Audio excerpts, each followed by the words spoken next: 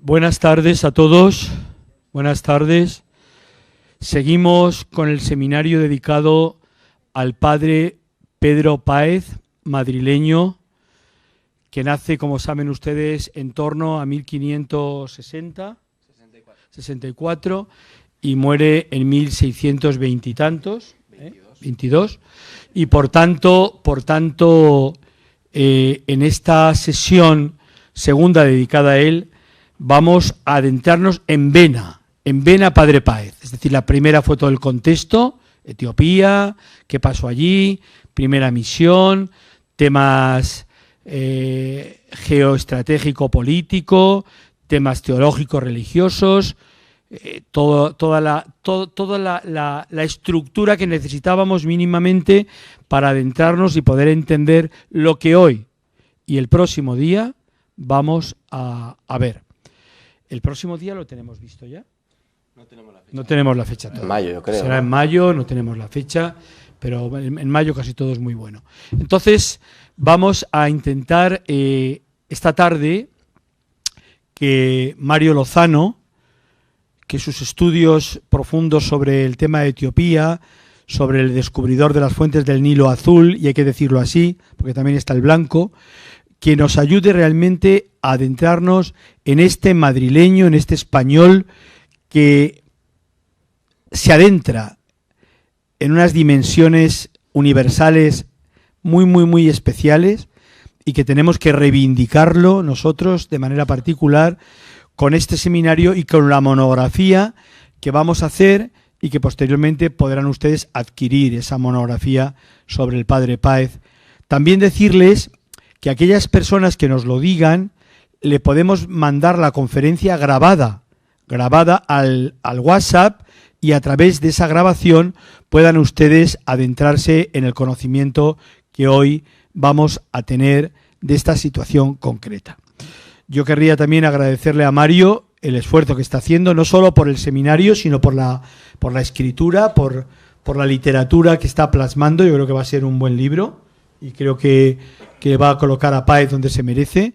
Es un libro de una estructura científica y por tanto con notas a pie de página, con bibliografía, viendo un poco la discusión de las tesis que se plantean y dando soluciones, por qué sí esto y por qué no lo otro, y como consecuencia realmente un libro de historia, un cuaderno seriamente científico. Bien, Mario, pues cuando quieras tienes ya la palabra para empezar a hablarnos ya hoy, sí, de Etiopía, pero del Padre Páez en Etiopía y de todo lo que significó su presencia y sus consecuencias, que las veremos el próximo día, sus consecuencias históricas. Tiene la palabra don Mario Lozano. Bien, pues muchas gracias, José Luis, y muchas gracias a la Fundación Universitaria Española por acogerme un día más. Hoy lo que voy a comentar aquí va a ser la primera parte de la segunda misión jesuita en Etiopía, ¿no? Y esta primera parte tiene un personaje fundamental que es un madrileño que se llama Pedro Páez Jaramillo, ¿de acuerdo? Recordamos un poco lo que habíamos visto en la primera sesión, el fracaso de la primera misión precisamente de los jesuitas, que se debe sobre todo pues a diferentes factores que hacen que en 1597 muera el último jesuita y sea necesario, por lo tanto, enviar a una nueva hornada de sacerdotes que se hagan cargo de la comunidad católica que existía. Pequeña, pero no por ello menos importante, sobre todo desde el punto de vista de las relaciones internacionales. Esta segunda misión, que se va a extender desde 1603, que es cuando Páez llega a Etiopía, hasta 1634, cuando son expulsados del país oficialmente, porque luego algunos van a seguir viviendo por las montañas de manera completamente clandestina, fue mucho más exitosa que la primera. Y hay una serie de factores que explican esto, ¿no? El primero es el contexto de la Unión Ibérica, 1580, España y Portugal, las dos monarquías más importantes de ese tiempo, se unen bajo el mando de Felipe II. Y Felipe II, conocedor de que la primera misión no había sido especialmente fecunda, va a pedirle a los jesuitas de la India que envíen, por favor, más efectivos para renovarlo. Lógicamente, ¿Por qué al rey de España le interesa tanto Etiopía? Pues repito un poco lo que ya había comentado en la primera sesión. Precisamente por tener un estado aliado en la ruta del Mar Rojo, en un momento en el que el Imperio Otomano y la monarquía hispánica de España y Portugal compiten por el control de las rutas de las especias. Bien, aquí vemos el Imperio Unido. Vemos que España y Portugal, los territorios unidos, se extienden por los cuatro continentes conocidos en aquella época. Era muy importante, por lo tanto, tener justo en la zona del Mar Rojo un punto en el que tener un aliado. Bien. Además, precisamente gracias a esta segunda misión, va a haber un intercambio epistolar muy importante de primer nivel entre la monarquía etíope, del rey, del Negus, como se conoce a los reyes en Etiopía, Susinios, algunos de sus nobles, y Felipe II, Felipe III y Felipe IV. Bien. El segundo factor que explica el triunfo de esta segunda misión, que luego vamos a ver cómo fracasa estrepitosamente, sería la inestabilidad política en Etiopía. ¿Por qué? Bueno, pues cuando muere Sasa Dengel en 1597, no deja un claro sucesor. Va a haber una disputa entre diferentes candidatos al trono, de la que va a salir victorioso Susinios. Pero antes de Susinios, que empieza a gobernar en 1606, va a haber una figura que es muy importante, que va a ser el rey Sedengel. Sedengel dura solo 2 años, pero va a ser el primero de los 2 emperadores que se convierta al catolicismo, y precisamente de la mano de Pedro Páez. Pedro Páez era una persona que no solo tenía muy buena labia a la hora de convencer a los, como él los llamaba, herejes etíopes, de sus errores en la fe y de atraerlos a la verdadera iglesia, que era la romana, sino que también representaba la alianza con España. Y esto, en un momento en el que había mucha inestabilidad política en Etiopía, era importante, porque España suponía el envío también de armas y de fuerzas militares, cosa que veremos que no se va a producir. Bien. Jacob también, que es este monarca que le vemos aquí, que tiene 2 periodos históricos, también se va a interesar por Páez. Va a haber una pequeña entrevista, pero como muere a manos de Susinios en 1607, no sabemos qué hubiera pasado. Probablemente también por interés se hubiera convertido al catolicismo, pero bueno, esto es especular. Y el tercer factor, que es muy relacionado con las capacidades intelectuales de Pedro Páez, es la mejora de la organización y la logística de la misión. Páez tiene muy en cuenta lo que dice San Ignacio de Loyola.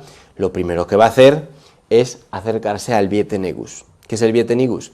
Es la casa real, ¿no? Tiene que acercarse a la familia imperial etíope, al rey. Sabe que si no cuenta con el apoyo del rey, o por lo menos de una parte de la corte, no hay nada que hacer. Precisamente ese es el gran fallo que tiene Andrés de Oviedo durante la primera misión. No sabe acercarse al poder real, el rey de aquel momento no le interesaba especialmente el tema del catolicismo, y por eso va a morir prácticamente abandonado en Fremona, en el Tigray. Además, las nuevas residencias que él vaya a crear, las residencias son la típica organización básica de los jesuitas, se va a establecer cerca de las principales rutas caravaneras que unían las diferentes provincias del Reino de Etiopía. ¿Por qué? Porque él sabe perfectamente que la comunicación epistolar se tiene que realizar de la manera más ágil y rápida posible. Él despacha todos los años las famosas cartas anuas a Goa, en el que informa detalladamente de cuáles son los progresos de la misión. Y además también hay que despachar los correos que se envían a España, en el que los diferentes reyes, lo vamos a ver más adelante, piden ayuda al monarca Felipe II y posteriormente a sus descendientes. Además, Páez se encargaba directamente de distribuir las tareas, mantener el orden, establecer los puntos de acción de la misión y velar porque cada una de las residencias tuviera su personal, ¿no? Y esto implicaba que en cada una de las residencias hubiera por lo menos 2 jesuitas, además de luego todo el personal que había alrededor. Bien. ¿Qué sabemos de Páez? Bueno, pues él nace de acuerdo a las fuentes que se han consultado, entre 1562 y 1565. Lo más probable, de acuerdo a los cálculos, 1564. ¿Dónde va a estudiar? Estudia artes en el Colegio de Belmonte, ya de los jesuitas, y esto es algo que está registrado ya en 1567, ¿no? En estos catálogos que los jesuitas, que eran muy minuciosos, hacían de qué era lo que estaban haciendo cada uno de los miembros de su orden y a qué se estaba dedicando. En este momento sabemos que él estaba estudiando. Luego, una cuestión que a mí me parece que es muy interesante, que precisamente salió en el seminario que se celebró en el Museo Arqueológico Nacional el año pasado con respecto a los 400 años del descubrimiento de las fuentes del Nilo, que fue que Wenceslao Soto, que es el archivero de los jesuitas de Alcalá, ha encontrado un nuevo documento que demostraría que Páez no se forma en Coimbra. Esto es muy interesante porque todas las fuentes consultadas hasta ahora han seguido diciendo, no, es que él se forma en Coimbra. Y Wenceslao Soto encuentra precisamente la obra de Bartolomé de Alcázar, que es una biografía de Páez, que dice que él estudia en el noviciado de Villarejo de Fuentes. Lo lógico es que si alguien se forma en la provincia jesuita de Toledo, haga el noviciado también en Toledo, y que no de repente se vaya a Coimbra. ¿Qué pasa? Bueno, que Almeida, que es un poco el biógrafo oficial de Páez, y también su sucesor, él va a reescribir la historia de Páez, posteriormente lo vamos a ver, dice, no, él estudia allí en Coimbra, porque claro, era el orden lógico de los jesuitas portugueses, era donde se formaban, en Coimbra. Entonces él, como a su vez se había formado en Coimbra, dice, pues Páez también. Es un error bastante típico de la historiografía de la época. Bueno, ¿qué más sabemos de él? El 8 de mayo de 1587, esto es una carta que se conserva en el archivo de los jesuitas de Roma, ¿no?, el famoso Arsi. Él solicita el destino en la India, las cartas indípetas, ¿no? Su famosa carta indípeta, él lo que quiere es ir a los destinos jesuitas que estaban de moda en aquel momento, en las Indias. Las Indias englobaban también a la India, y no solo a la India, sino también a China y a Japón. Y él quiere ir a China y a Japón, porque conoce las historias de Francisco Javier y de Matteo Ricci. ¿Pero dónde se lo van a conceder? Precisamente a Etiopía, que era el destino que a Felipe II en este momento más le interesaba. El rey español tenía muchísimo interés en reactivar esa misión. En 1588, ¿dónde va a viajar? A Goa. ¿Por qué Goa? Recordemos, ya en la primera misión era el centro de los jesuitas, la casa madre, que gestionaba todas las misiones que ellos tenían en las Indias. Bueno, en 1589, Pedro Martins, que es el superior, que sería el provincial de la compañía, le asigna como adjutor del padre Montserrat. El padre Montserrat en aquel momento era un jesuita muy prestigioso porque venía precisamente de haber pasado unos cuantos años en la corte del emperador mogol de la India. Ese intento de acercamiento al poder real de la India fracasa precisamente porque el nuevo monarca no va a querer saber nada del catolicismo y se declara un musulmán ferviente. ¿De acuerdo? Volviendo al tema, el 2 de febrero de 1589, Montserrat y Páez van a partir rumbo a Etiopía. ¿Pero cómo lo van a hacer? En este momento moverse por el Océano Índico no era una tarea sencilla, sobre todo si eras católico, que los otomanos precisamente tenían orden de darles caza. ¿De acuerdo? Era muy arriesgado. ¿Cómo lo van a hacer? Disfrazados de comerciantes armenios. Esto es una historia que además el propio Páez cuenta en su obra, no es ninguna invención. ¿Pero qué va a suceder? Lo vemos aquí en el mapa. Cuando está a la altura del puerto de Salala, hay alguien que da el chivatazo a los turcos y los detienen. Los apresan y les van a mandar al gobernador turco que había en ese momento, que estaba en la ciudad de Sana. Pero aquí es donde empiezan los puntos interesantes de la historia de Páez. Precisamente es él y Montserrat los primeros europeos que cruzan el desierto de Hadramaut, que lo vemos ahí, en la zona que hay entre Ras Fartak y Wadi Hadramaut, es uno de los desiertos más duros que hay. Y además también va a cruzar parte de Rub al-Khali, la habitación vacía, un desierto tan aterrador que en aquel momento los árabes tampoco se aventuraban especialmente a cruzarlo. Era muy duro, había pocos oasis y en general no era una ruta caravanera que se intentaba evitar. Bueno, pues Páez y Montserrat lo cruzan con muy poca agua, con grandes penalidades y además comiendo solo una harina frita que les daban los musulmanes. Además, también va a experimentar lo que son los espejismos, que lo registra en su obra, y al llegar a uno de los pueblos que hay por la zona de Hadramaut, le van a invitar a tomar café. Y que nosotros sepamos, es el primer europeo que está registrado que toma café, él y Montserrat. ¿Vale? Y dice, el rey Jafer nos invitó con buenas palabras e hizo que nos sentásemos y nos diesen cagua, ¿no? Lo registra así, es una versión del nombre árabe que dan al café, cagua, que es agua cocida con la cáscara de una fruta que llaman bun. En Etiopía, si alguna vez viajan por allí, al café lo llaman bunna, ¿no? Además Etiopía es la zona de la que procede originalmente el café. Lo que pasa es que luego se va a extender precisamente a partir del Yemen, que bebe muy caliente en lugar del vino. Esto lo registra él en su Historia de Etiopía, que es un libro interesantísimo. Vamos a hablar ahora más adelante de él. Bueno, pasan 7 años presos, además como galeotes, también están en unas condiciones bastante lamentables, y además el padre Montserrat, que ya era una persona de edad, va a estar durante toda esta época de impresionamiento gravemente enfermo.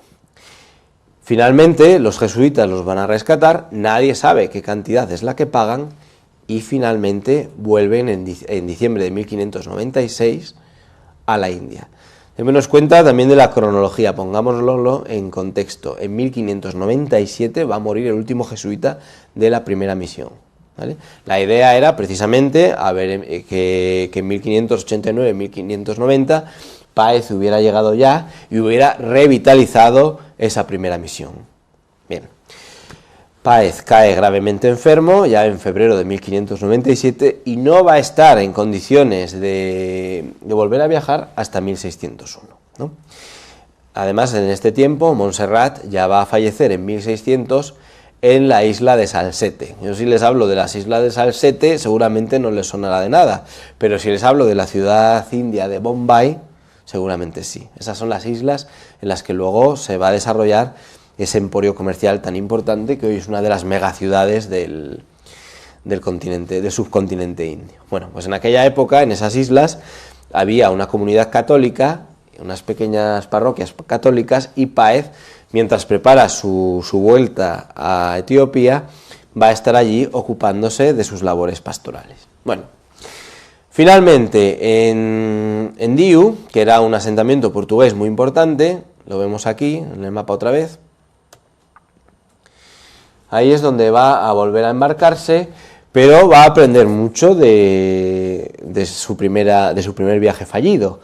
Se va a hacer amigo de un par de navegantes turcos, unos comerciantes turcos que hacían la ruta por el Océano Índico, y estos le van a garantizar protección, fundamental. Además, ellos le dicen, no, tú no te preocupes, que si viajas con nosotros, además, si nosotros en algún momento te tenemos que dejar en algún puerto, te vamos a recomendar a otros comerciantes que son amigos nuestros y te van a defender y nadie te va a tocar. Eso es muy importante. Viaja seguro y llega finalmente hasta Massawa, ya en 1603, de 1601 a 1603. Y de ahí se va a desplazar a Fremona, y claro, lo que va a encontrar allí le va a horrorizar, porque para empezar ya no había ningún jesuita activo, el último había muerto en 1597, y los cristianos locales, los descendientes de esos Burtukán, que habíamos comentado en la primera sesión, estaban, desde el punto de vista eclesiástico, completamente abandonados. Bien. ¿Qué va a hacer allí? Pues se va a poner manos a la obra.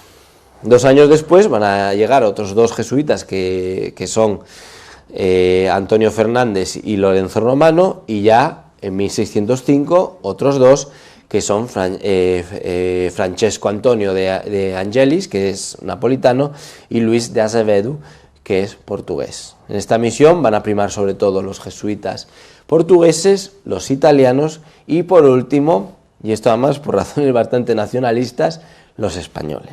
Bien, Páez se pone manos a la obra y lo primero que va a hacer es traducir la famosa cartilla desde el portugués al guis y al amárico. Y para esto va a contar con la inestimable ayuda de un burtucán, que es João Gabriel, que conocía perfectamente las dos lenguas. Los burtucán hablaban en su familia el portugués y luego, como vivían en un entorno en la que la lengua normal era el amárico, pues se desenvolvían en ambas lenguas con mucha facilidad. Bueno, siguiente punto de las líneas maestras de Páez va a ser buscar la amistad de los monarcas. Él viaja por esa región, sobre todo de la zona norte del lago Tana, que se llama Dembia, que era donde solían pasar el invierno los reyes etíopes. Y ahí va a trabar primero amistad con este rey que se llama Sadengel. Sadengel, que se muestra impresionado por su figura y sabiendo perfectamente que además Páez le puede atraer la amistad de España, le promete enseguida la conversión de Etiopía al catolicismo. Y este es el primer error que comete Sadengel, porque al poco de convertirse al catolicismo, estalla esta rebelión que decimos acaba con su vida y vuelve otra vez la ortodoxia. Bueno, Jacob, que es también ese monarca que decíamos entre medias, también se interesa por Páez, pero sobre todo va a ser Susinios, el emperador, el gran apoyo de Páez. Sin el apoyo real de Susinios no se entiende el éxito de Páez, ¿vale? Se convierte prácticamente en una de las manos derechas del monarca. Y además, uno de los medio hermanos del rey, que se llama Selacrestos, se muestra tan impresionado por Páez, que es el que le dice al hermano, no, a este tenlo cerca, porque es la persona que necesitamos para que nuestro reino vuelva a crecer, vuelva a volverse importante y que nos acerque a la amistad de los reinos católicos de España, Portugal y por supuesto del Papa. Bien, Páez practica con Susinios la precaución teológica. Hasta 1618 él no va a protagonizar ningún debate teológico abierto con ningún sacerdote ortodoxo tiwajido, ¿vale?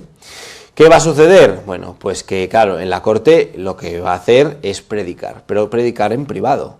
Se reúne con los cortesanos que se muestran impresionados por ese don de gentes y ese don de la palabra que tiene, y a muchos de ellos les convence rápidamente, porque otra cosa no. Pero Páez venía con muy buenos argumentos y una formación bastante buena que había recibido de los jesuitas, que le permite rebatir todos los errores teológicos que él considera que tienen los ortodoxos, ¿no? Que vamos a hablar todo también de ellos. ¿Cómo se convierte a los etíopes? Bueno, pues primero es plantear cuáles son los famosos errores que él ve en el miafisismo etíope, ¿no? El miafisismo, ya lo dije creo en la primera sesión, no es monofisismo, como se suele decir. Es el tema de las naturalezas de Cristo. Los miafisitas dicen que Cristo sí es una persona, pero que tiene dos naturalezas que están unidas y son inseparables, ¿no? Miafisismo, unidad en la naturaleza. El catolicismo, corrígeme si me equivoco, dice que Cristo tiene dos naturalezas, que son la humana y la divina, pero bueno, no se... Sin mezcla ni división. Sin mezcla ni división, y para ellos están mezcladas. Lo que pasa es que no es el monofisismo, que el monofisismo precisamente implicaría que la divina absorbe, ¿no?, como el mar al vinagre, la naturaleza humana. Bueno, estos son debates teológicos bastante complicados, y luego lo del filioque, que es precisamente un tema que hay en el credo, que dice que el Espíritu Santo, ¿no?, procede del Padre y del Hijo, pero que los etíopes dicen, no, del Padre solo, del Hijo no. Debates teológicos que a los historiadores pues no les ha resultado especialmente interesantes para profundizar, pero que ahí están, y que a Páez le parecían importantísimos y base de una herejía brutal, ¿no? Además él cuando en lo respecto en lo tocante al cristianismo etíope, lo ve como una herejía de la que hay muy pocas cosas que se puedan salvar. Quizá la lengua litúrgica, que era la que ellos usaban, que es el guis, que la ve útil para predicar y poco más. Bueno, la posibilidad de adoptar el rito guis, que es el alejandrino, se descarta. O sea, lo que a ellos les interesa es el latino. No va a ser como cuando venga Justino de Jacobis, que es el evangelizador de Etiopía en el siglo XIX, que sí que va a aceptar que es la iglesia local católica pueda usar el rito en la lengua local. Bueno, el papel político que tiene Páez y de mediación también es fundamental. No solo es una persona que se dedica a predicar el catolicismo, sino que también se le ve como una figura muy importante que ayuda a cohesionar el reino. Además va a participar en predicaciones en la lengua local, se va a apoyar en intérpretes, porque su dominio de la lengua no llega a ser total durante todos sus años, la conoce bien, pero predicar en una lengua extranjera, además semítica como es el amárico o el guis, es muy complicado. Va a contribuir a la creación de una cultura católica etíope local, se van a crear y se van a traducir muchos libros de doctrina católica que se van a traducir al guis y al amárico, y viceversa, muchos libros de la doctrina tiwahedo ortodoxa se van a traducir también al portugués, porque a ellos les interesaba conocer cuáles eran estos errores doctrinales precisamente para poder combatirlos a conciencia. Esto es la minuciosidad de la misión jesuita de Páez. Y por supuesto la prohibición de lo que ellos consideraban que eran los ritos judaizantes, ¿no? La celebración del sábado, ¿no? El sábado, ya, no, solo el domingo, y por supuesto la circuncisión, entre otros aspectos. Y para esto se van a apoyar muchísimo en San Pablo, ¿no? En las cartas paulinas, que es donde precisamente se desactiva todo lo que tenía que ver de los ritos judaizantes en las primeras etapas del cristianismo. Bueno, la cuestión lingüística también es importante. Los jesuitas van a estudiar guis, que es la lengua litúrgica, en aquel momento ya estaba muerta, nadie la empleaba en su día a día, era la lengua del reino de Aksum, y sobre todo amárico, ¿no? Para ponerse al día y predicar. Numerosas obras católicas, como ya dije, se habían traducido al guis y viceversa, y por supuesto la cartilla, que va a ser la obra fundamental con la que se adoctrine a estos niños que van a estudiar en estas residencias, ¿no? Y que van a dejar maravillados al rey. De hecho, hay una escena muy bonita de la historia de Etiopía, que es cuando se presenta a los hijos de los Burtukán ante el rey de Etiopía, ante sus niños, y le recitan con tal claridad todo lo que viene en los textos católicos, que sus niños le dice: pero ¿cómo es posible que vuestros sacerdotes hagan esta labor pastoral y los otros se dediquen solo a beber y a comer? ¿No? Es algo que Páez lo recoge claramente, las palabras del rey. Bueno, Páez y los nigist, que esto es el plural de rey, en guis, Sadengel tienen alta estima a Páez, se convierte al catolicismo, lo que ya he comentado antes, y precisamente por esta conversión demasiado temprana le va a llevar a su muerte en una rebelión. Jacob también, bueno, pues sufre la misma suerte, y finalmente Susinios, que ya después de matar a Jacob en la batalla de Gol, adopta el nombre real de Seltan Seget, ¿no? Que es el que suele usar Páez en su obra. Lo translitera a la manera portuguesa de la época, pero queda claro que es él. Bueno, lo he comentado antes, es amor a primera vista, como suele decir. Susinios desde el principio se queda prendado completamente de Páez y lo va a llevar siempre con él en su corte. Va a viajar allá donde tenga que ir Susinios, allá va Páez. Está prácticamente itinerando por todos los territorios de los que se componía en aquel momento el imperio etíope. No hay que olvidar que además Susinios tiene que hacer frente a muchísimas rebeliones, ¿vale? Durante prácticamente todo su reinado.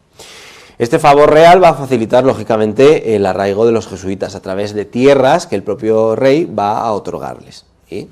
Y esto les permite trabajar sin prácticamente molestias del clero ortodoxo y también a expandir su red.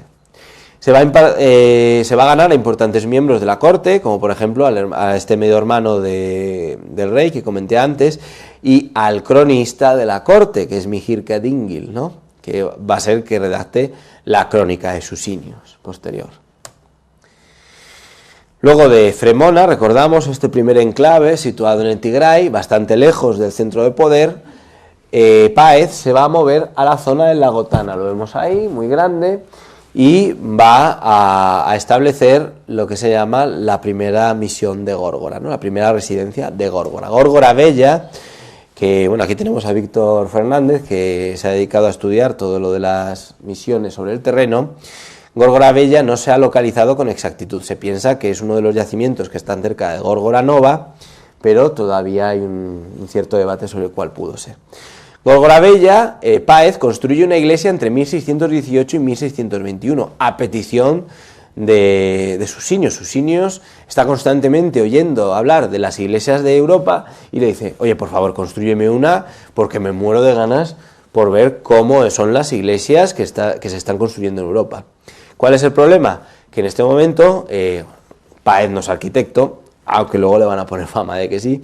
Él no trabajaba con mortero, la iglesia se construye siguiendo la tradición local sin mortero, entonces a los 5 años se va a hundir. Seguimos.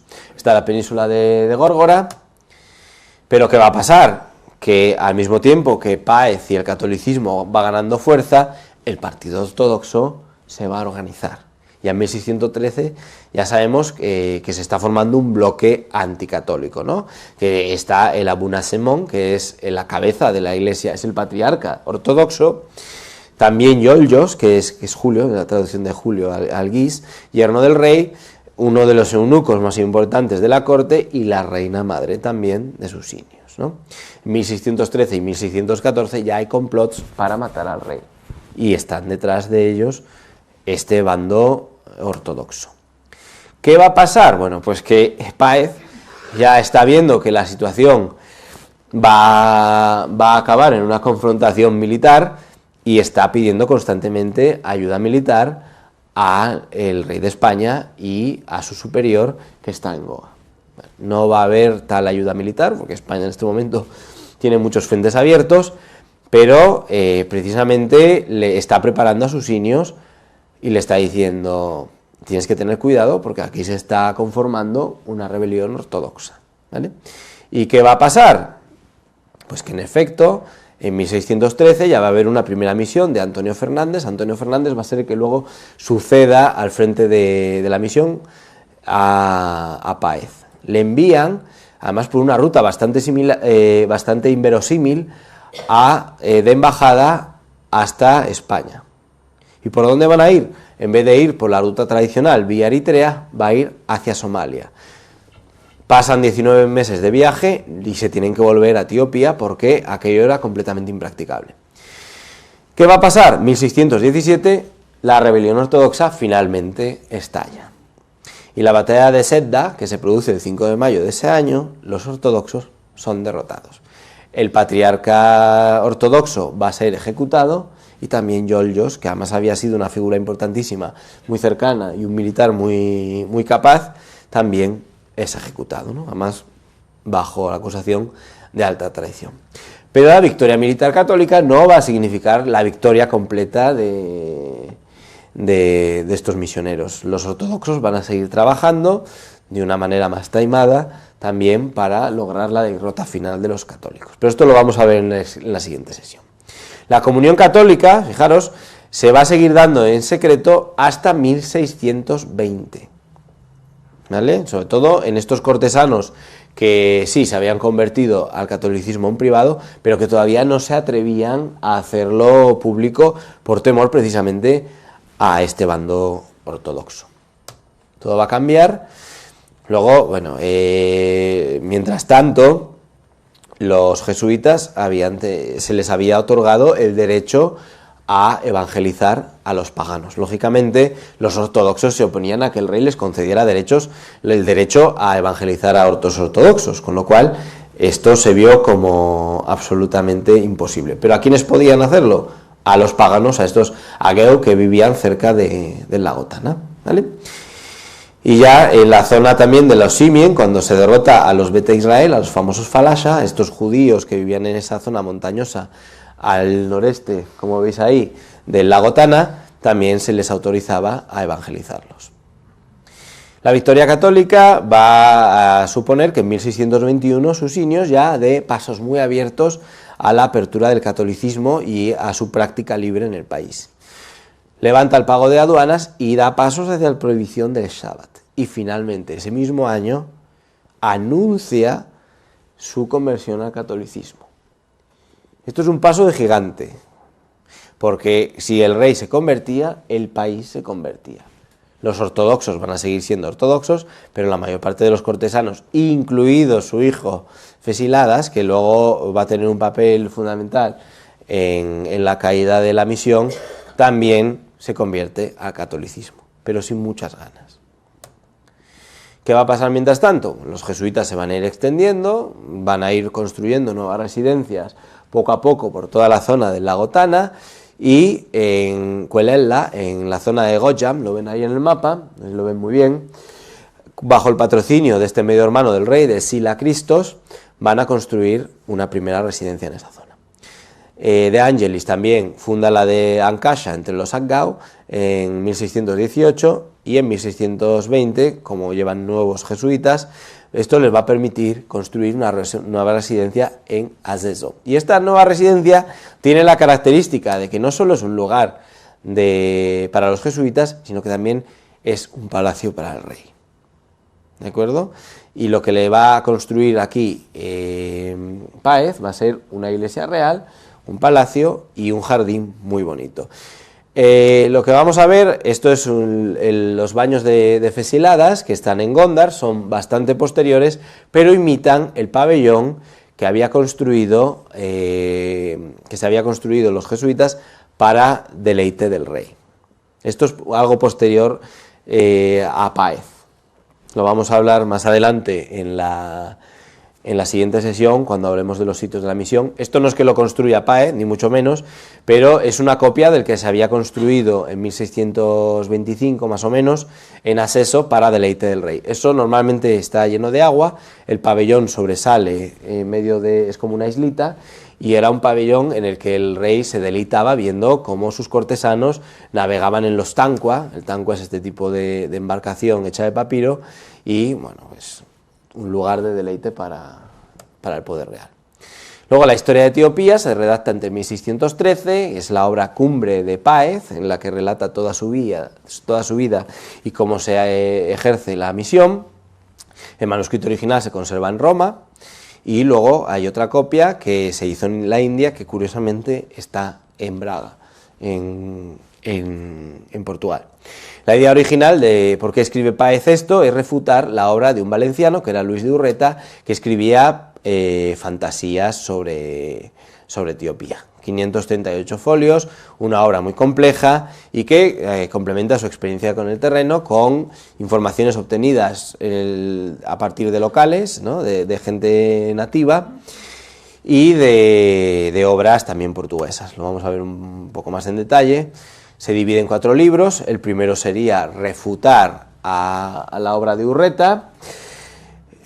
Aquí habla de la historia del país, de la fauna, de los ríos. Es un libro completísimo, es una verdadera maravilla, porque además lo describe todo con minuciosidad y sin muchos ambajes, ¿no? El libro segundo está dedicado a la fe ortodoxa tiwajido, que es la de los etíopes, con también mucho detalle para que se pueda ver cuáles son estos errores teológicos que ellos incurren. El tercero habla sobre la primera misión jesuítica y de cómo él llega hasta Etiopía, todos esos quebraderos de cabeza que le da ese primer viaje fallido. Y el cuarto, que es un libro de historia sobre lo que él va haciendo en esa segunda misión, ¿no? Bien. El libro es muy minucioso, esto es un hipopótamo, pero lo que yo quiero que nos centremos es en la descripción tan buena, tan detallada, casi tan científica que da, ¿no? Dice, lo más fiero y monstruoso que hay en esta laguna es un animal al que llaman el gumari, y en amárico todavía hoy el animal se llama gumari. Léanlo, no me voy a detener, no lo voy a leer porque andamos un poco escasos de tiempo, pero es una verdadera maravilla. Y esto se ha cortado, es una página casi, solo hablando de los hipopótamos, que por cierto todavía siguen habitando las aguas del lago Tana. Bueno, las fuentes de la obra. ¿A quién recurre Páez para escribir su obra? Bueno, pues no solo de sus conocimientos empíricos, de lo que él ve durante sus viajes, él tiene una curiosidad increíble, que además él lo va anotando en sus borradores, sino que también va a escoger obras de misioneros y viajeros europeos. Las cartas anuas, ¿no?, todos estos textos que va mandando todos los años a Goa, en los que va informando minuciosamente de lo que va haciendo. Los textos propios, que por ejemplo cuando va a lo de las fuentes del Nilo, él lo va anotando, o cuando va al lago Tana también va dejando numerosas notas. La verdadera información de Francisco Álvarez, que ya hablamos en la otra sesión, y la historia das cousas de las terras do Preste Joao de Castañoso, de Miguel de Castañoso. Recordamos que es en la que se hablaba de esa misión de los portugueses para salvar al reino cristiano. Bien. El segundo grupo que él va a usar son las fuentes etíopes. Él conoce tanto Guis como Amárico, con lo cual tiene la ventaja de que las puede leer. Lo vamos a dividir en tres grupos: los textos religiosos, en los misal, sinaxario, las principales hagiografías de santos, ¿no?, como el Gedla Tekla Haimanot. Tekla Haimanot es un santo popularísimo en Etiopía, igual que Pantaleón, ¿no?, Pantaleón. Y por supuesto los catálogos reales y las crónicas reales de todos los monarcas anteriores a Susinios, ¿no?, Andesillon, Zera Jacob, Geladewos, Lebnadengel, Minas, etcétera, etcétera. Y vamos a lo que es, por lo que se le conoce internacionalmente, ¿no?, las fuentes del Nilo Azul. Esta es una foto, por desgracia el paraje ya no se parece a lo que ven, que es donde estaban y donde están actualmente las que se consideran las fuentes del Nilo Azul, ¿no? Él es el primer europeo que pone los pies allí, el primero que sepamos, el primero que lo deja registrado. Esta es una foto de un sacerdote español que está allí, que es Juan González Núñez. Esta foto es de los 80, creo que es 1984-1985. Y esta es la descripción que da Páez en su historia de Etiopía, ¿no? Y dice: está la fuente casi al poniente de aquel reino, en la cabeza de un pequeño valle que se forma en un campo grande. Y el 29 de abril de 1618, cuando llegué yo a verla, no parecían más que dos ojos redondos de 2 palmos de ancho. Nos damos cuenta un poco de las dimensiones. Y confieso que me alegré de ver lo que tanto desearon ver antiguamente el rey Ciro y su hijo Cambises, el gran Alejandro y el famoso Julio César. Acto seguido va una descripción detallada de las mediciones que él hace, de cómo con la ayuda de un etíope va a medir la profundidad también de estos ojos. La curiosidad de Páez era algo sin límite, sin mesura.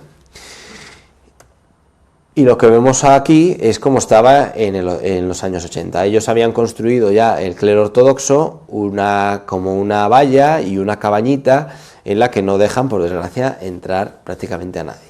Y por supuesto los católicos no.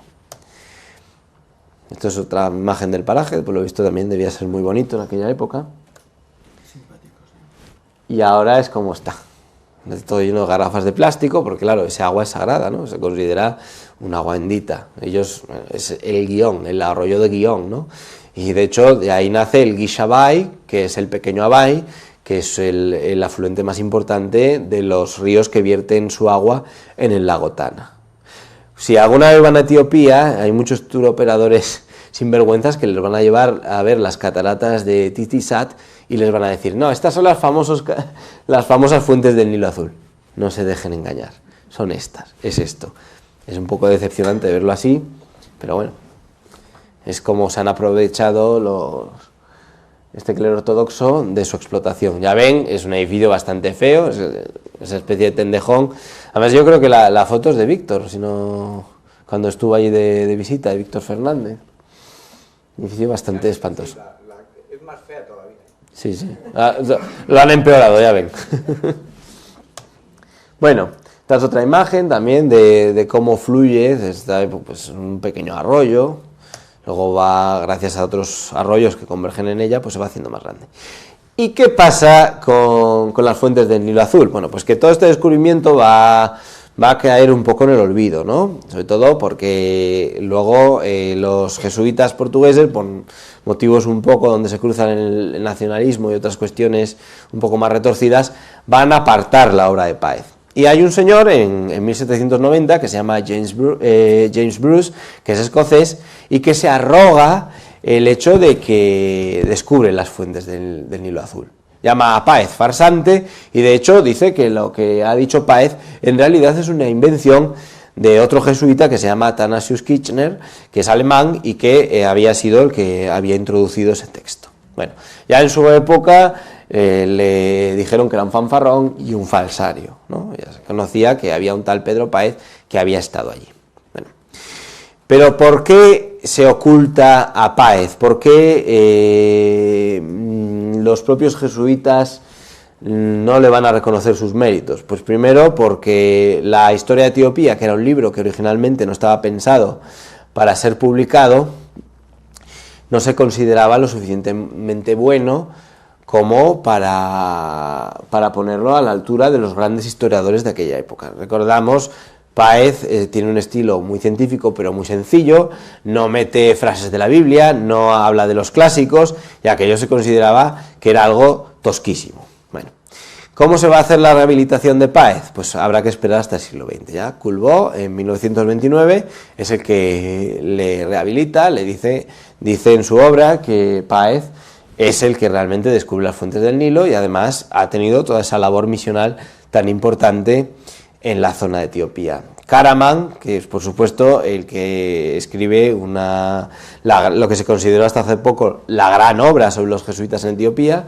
Philip Karaman, un jesuita americano, que también, bueno, pues comete algunos errores, pero su obra ahí está. Y en el caso de España es Juan González Núñez, ¿no?, quien ya en los 80 va a publicar su Etiopía, hombres, mujeres y mitos, en el que rescata la obra de Páez, ¿no?, y de que he sacado algunas de las fotos que han visto aquí. Bishop en 1998 y sobre todo el libro de Reverte, que publica en 2001, que es el que lanza la historia de Páez al gran público, ¿no?, el que lo universaliza, porque hasta esa época lo conocían pues los pocos eruditos que se ocupaban de la historia de Etiopía en esta época. Bien. Bueno, es un libro que nunca, hasta prácticamente el siglo XX, el libro de Páez no se publica de manera oficial, como obra tal. ¿Por qué? Pues por la posible rivalidad que tiene con su sucesor al frente de la misión jesuita en Etiopía. En 1619 ya deja el cargo de superior de los jesuitas en Etiopía porque se quiere dedicar única y exclusivamente a la escritura de su libro. También en esa época se criticaba que, lo que he comentado, no mencionaba la Biblia, no mencionaba los clásicos, se consideraba que no era una obra buena. Además, tenemos que tener en cuenta el nacionalismo portugués. En 1640 se separan de España y que Páez hubiera estado a cargo de la misión y encima hubiera descubierto las fuentes del Nilo Azul y que encima hubiera tenido todo ese periplo y todos esos descubrimientos por Etiopía, dejaba un poco a la sombra a toda la obra del patriarca Méndez, que vamos a ver en la próxima sesión y que fue también muy interesante, ¿no? Y por supuesto, Uenshakoku. Uenshakoku es la manera en la que estaba escrito el libro. Páez es castellano, ¿no?, pero escribe el libro en portugués. Entonces escribe en un portugués que no está considerado gran calidad porque está muy influenciado, muy viciado por su lengua materna, ¿no? Y esto es lo que los portugueses, el propio Almeida y luego Teles, va a decir Uenshakoku, ¿no? Él escribe en Shakoku y esto le da poca calidad al texto, esto no se puede publicar. ¿Pero qué va a pasar? Pues que después, esta es la primera página, de hecho, del manuscrito original que se conserva en el archivo jesuita de Roma. Almeida va a coger la obra de Páez y va a utilizarla para su propia historia de Etiopía Alta o Abasia, ¿no?, que la redacta entre 1625, al poco de la muerte de Páez, y 1643-1645. Pero aparte, luego, lo interesante de la obra de Almeida es que añade la parte de la historia de la misión jesuítica desde la muerte de Páez en 1622 hasta la expulsión en 1634. O sea, sería, además él no niega que él está usando la obra de Páez. Y luego, por fin, en 1660, ya Baltasar Teles publica su Historia General de Etiopía Alta, que la saca en Coimbra en 1660. Bueno, también está muy basada en el libro de Páez y también en el de Almeida. ¿Qué es la imagen que construye Almeida de Páez en su libro? Bueno, pues él lo nombra nada más y nada menos que apóstol de Etiopía. ¿Por qué? Pues porque es un corolario agiográfico, ¿no? Lo enaltece, lo nombra noble, aunque sabemos que no procedía de familia noble alguna. Le otorga estudios no terminados. Es verdad que ya cuando muere, pues los jesuitas le habían reconocido pues todos los que hubiese terminado la teología, sobre todo en función de su labor misional. Y dice incluso que llega a ser arquitecto. Esto no es verdad. Páez nunca dice que sea arquitecto, sí va a construir la iglesia para el rey, pero usando los planos que como buen jesuita llevaba. Los jesuitas siempre tienen un estilo muy determinado de iglesia, y él llevaba planos, y entonces cuando el rey Susinio le manda a construir la iglesia de Górgora Bella, la va a construir a la manera del plano de los jesuitas. Bien. Y ya finalmente Páez va a fallecer el 10 de mayo de 1622 víctima de una malaria. Lo de que muera el 10 de mayo de 1622 se lo cree poca gente, porque además es la última fecha en que queda escrito su manuscrito de la historia de Etiopía. Me parece muy extraño que él, con toda la fiebre de la malaria, se dedicara a escribir un libro. Probablemente fallecería a finales de mayo o principios del mes de junio, pero es la fecha que se ha querido instaurar como oficial. Los restos mortales se entierran posteriormente en la iglesia de Górgora Nova, que va a ser de construcción posterior a su muerte, y donde muy probablemente cuando se expulsan a los jesuitas los saquen los ortodoxos sus restos y los quemen. Páez era una figura importantísima para los católicos, entonces había que destruir por completo su memoria.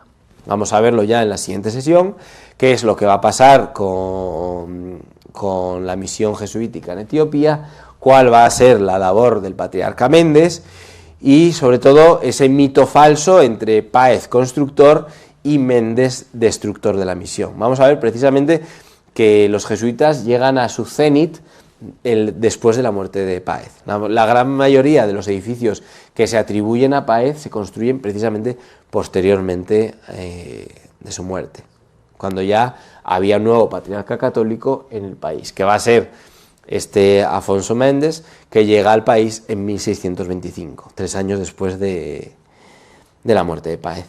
Yo por mi parte nada más pues, por hoy. Yo querría, a ver, ¿esto va? ¿Se oye? Sí. Yo querría, antes de dar la palabra, comentar algunas cosas contigo que me han llamado mucho la atención. Todas buenas hacia ti, pero que me han llamado la atención a mí personalmente. Estos ortodoxos eran tremendos, ¿no? Pero entonces, yo lo que veo es lo siguiente. Qué bien lo hicieron estos ortodoxos, porque ellos continúan y después siguen continuando, incluso le queman a él. Es decir, realmente, probablemente pienso yo, o bien la liturgia ortodoxa, o bien la enseñanza caló de una manera muy espectacular en el pueblo, en los militares, en la clase real, para que realmente fuera tan fuerte su predominio, ¿no? El patriarca sigue allí, sobre tal, al final, bueno, hombre, ¿cómo no lo van a matar? Si había ido contra el rey y querían, era de lesa majestad el problema que tenían. Cualquier gobierno del mundo de ese momento se cargan a ese y a todos los ortodoxos, y que Dios distinga en el cielo, claro, porque el tema era grave, por lo que yo veo. Entonces, de alguna manera, no hoy, ni tampoco el próximo día, pero a mí me queda un poco que investigar cómo llegaron los ortodoxos allí a calar tanto para que tuvieran, si acaso su rito, que no es el rito romano, su rito caló de una manera especial en la manera de ser de ellos, ¿no? Del tema.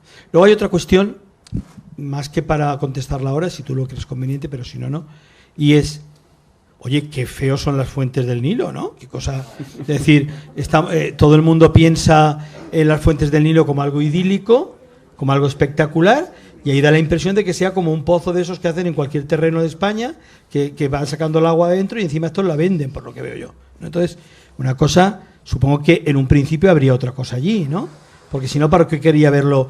¿Por qué dicen que el sueño de los emperadores romanos y tal era haber conocido, no, ahora después me lo dices, las fuentes del Nilo azul, ¿no? Yo no le veo ningún espectáculo ni nada, ni ninguna maravilla del mundo. Otra cosa es que como era el gran río, pues la fuente tuviera su importancia, ¿no? Lógicamente, pero vamos, eso que da bastante nombre a la conferencia y tal, las fuentes del Nilo azul, pues de momento con la fotografía y con lo que tú has dicho, queda muy empañado, ¿no? Queda muy limitado. Ahora tú me contestas, no te preocupes, sí. Y tú sacas el tema.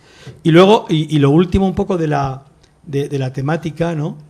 Es que,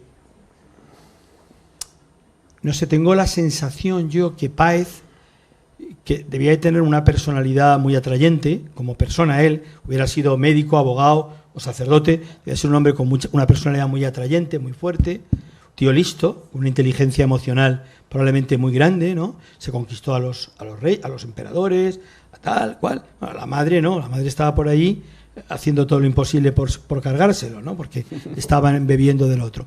Entonces, mi idea fundamental es hasta qué punto un poco la catequesis católica caló y la experiencia católica caló. Es decir, el próximo día veremos qué queda allí de todo aquello, ¿no? Porque también fue una comunidad muy viva, también se repartieron por toda Etiopía las comunidades de jesuitas y realmente hubo escuelas y realmente hubo tal. ¿Qué quedaría de eso? Pues ya veremos, ¿no? Nada, bueno, me ha encantado, como siempre, porque narras muy bien, tienes un don de narrativa impresionante y nos haces que lo vivamos con facilidad. Yo creo que ahora dejamos si acaso que pregunte la gente y después tú ya al conjunto lo contestas, ¿te parece? Vale. Vale, pues vamos a abrir las preguntas. Tengo voz, ¿se me ve desde aquí? Tiene mucha voz. Sí. Yo quiero felicitar a Mario, efectivamente es un hombre muy brillante. De esto de las cataratas y de las fuentes del Nilo, yo quiero hacer un comentario. Lo que ha dicho Mario es correcto, pero claro, el Nilo tiene un conjunto de fuentes, Nilo blanco, Nilo azul. Sí, sabemos. Otra fuente, y es un sitio bellísimo, es las cataratas Murchison. Yo he recorrido esa zona, no todos los sitios en que ha estado Mario, algunos en los que he estado yo no ha estado él, y la verdad es que los misioneros cristianos, en su día, por supuesto, Páez y luego el Bristol, descubrieron unos sitios y además dicen que hay unas cataratas en la zona de Pigmeos de Bunia que son los escalones hacia el cielo que dejó Dios. Qué bonito que eso, ¿no? Pero bien. Y entonces yo quiero hacer un comentario de las fuentes bibliográficas. Por supuesto, el padre González Núñez, que es buen amigo mío, tuyo también, es lo mejor que se ha escrito en España. Y Mundo Negro lo ha reeditado, por si a alguien le interesa. Es un libro muy baratito, que vale 12 euros o así, y merece la pena. Después, el de Biscop, tengo entendido, que es la pregunta que te hago, querido Mario, está novelado. Y luego, respecto a Javier Reverte, es un oportunista, es conocido mío, podría ser amigo, es un cara de miedo. Este señor se apropia de los demás, lo que cogió el libro del padre González Núñez, lo plagió, lo interpretó, puso lo que... Y pongo un ejemplo católico también, que es lo de Albert Camus. Albert Camus no nació en Argelia, nació en Túnez, en una ciudad santa que era muy cerca de Hipona, donde fue obispo San Agustín y donde murió asediado por los vándalos. Y como Albert Camus nació muy cerca de ahí, que se llama Annaba ahora en árabe y se llamó Bona, los franceses corrieron la frontera y entonces entendían que se iban a ir de Túnez, que era un protectorado, mientras que Argelia iba a ser un departamento francés, y lo pasaron a Argelia. Pero yo vi que el señor Javier Reverte ni sabe dónde nació Albert Camus. Y es tan bonita la historia de Albert Camus que cuando hizo su tesis doctoral, ¿sobre qué la hizo? Sobre San Agustín. Bueno. Raíces católicas. Y termino con esto. Que hay un libro estupendo que un editor cristiano ha hecho, que es Eduardo Riesta, de El libro de Páez. Él tiene la editorial del Viento en La Coruña. Ese libro no ha tenido mucha difusión. Lo intentamos presentar en la librería Alberti. Y allí, por las cosas que sean, no nos dejaron. Lo dejo en el caer aquí, ¿por qué con este público tan estupendo y con esta institución, yo soy amigo personal de Gustavo Villapalos, para que se podía hacer como colofón de este maravilloso ciclo, presentar el libro El Padre Páez, lo podemos presentar Mario y yo y el editor y alguno de ustedes, y sería un marco. Yo ya veo que usted ha empezado con la ponencia ya, o sea que iremos viendo. Se trata de preguntar ahora, porque si no, entonces no es un debate ahora de gran, como este señor que tiene la capacidad para poder. Pero un momento, déjeme que estoy en la mesa presidiendo yo. Sí, pero que este señor tiene la capacidad de hacer otro ciclo y además lo hará muy bien.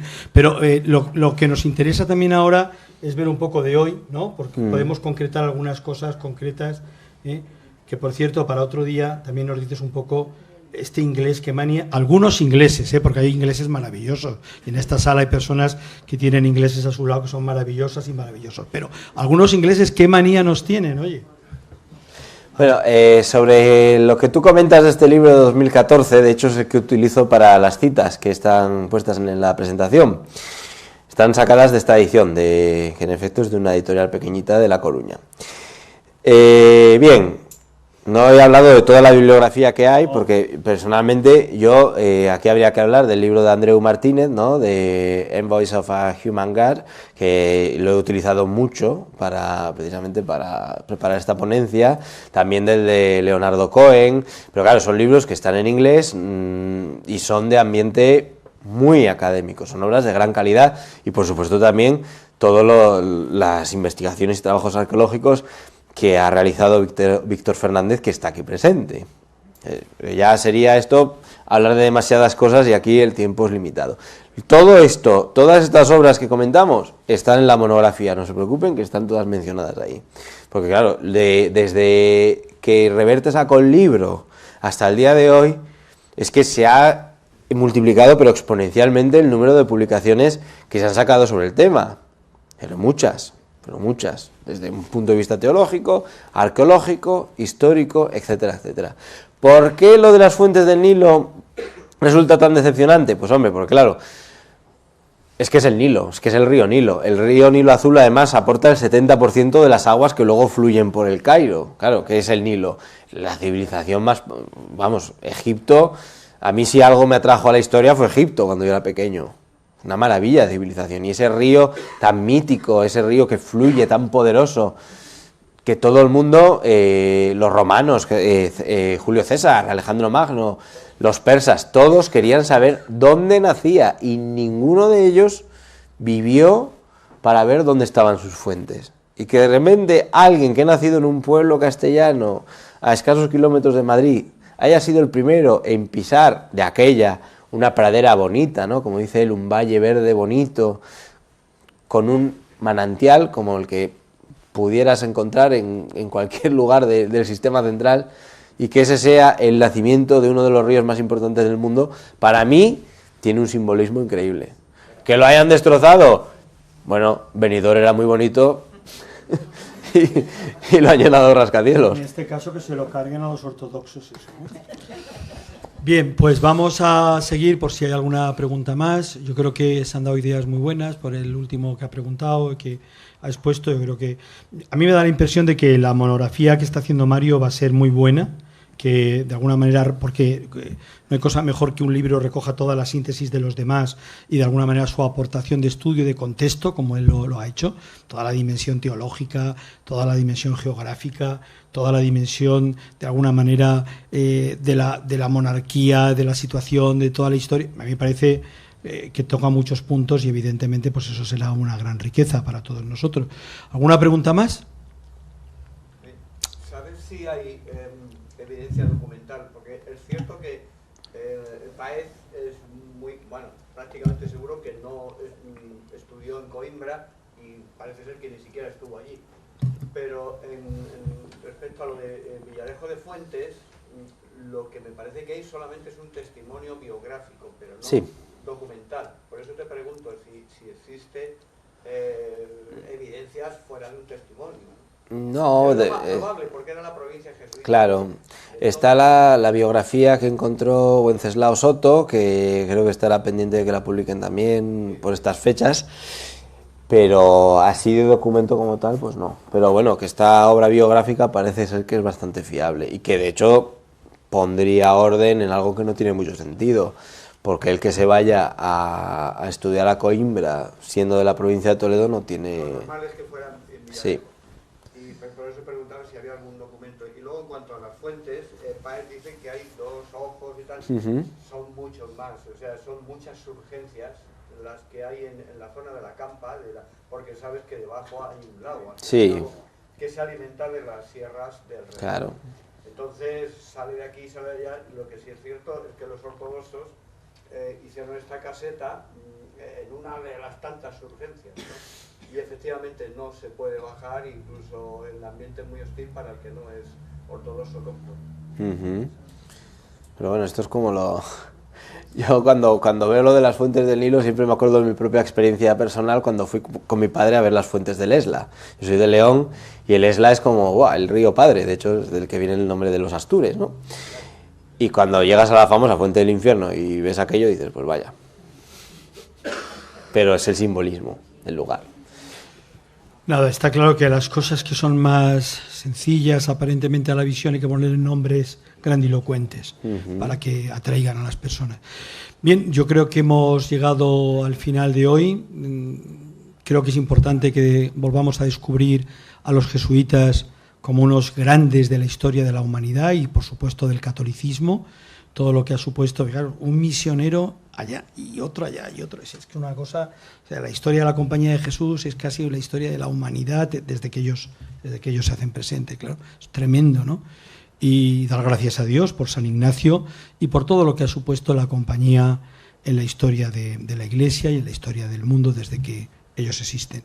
También un poco darte las gracias a ti porque no solamente estás transmitiéndonos lo que has visto, sino que estás investigando profundamente, estás trabajando desde el contexto, como he dicho, hasta distintos perfiles en interacción de pensamiento, porque la ciencia no se da, evidentemente, en compartimento estanco, la ciencia se da en interacción de disciplinas y tú estás cogiendo muchas disciplinas y uniéndolas para que esto sea realmente un gran proyecto que la Fundación Universitaria Española, que preside, como hemos oído hace un momento, el doctor Villapalos, pues realmente tiene el gran placer de tenerte y de ayudar a que esto se haga posible y presente y reivindicar realmente desde Madrid a un madrileño y desde España a un español. Muchas gracias, buenas tardes y hasta el próximo día, que ya lo anunciaremos pronto. Hasta luego. Gracias.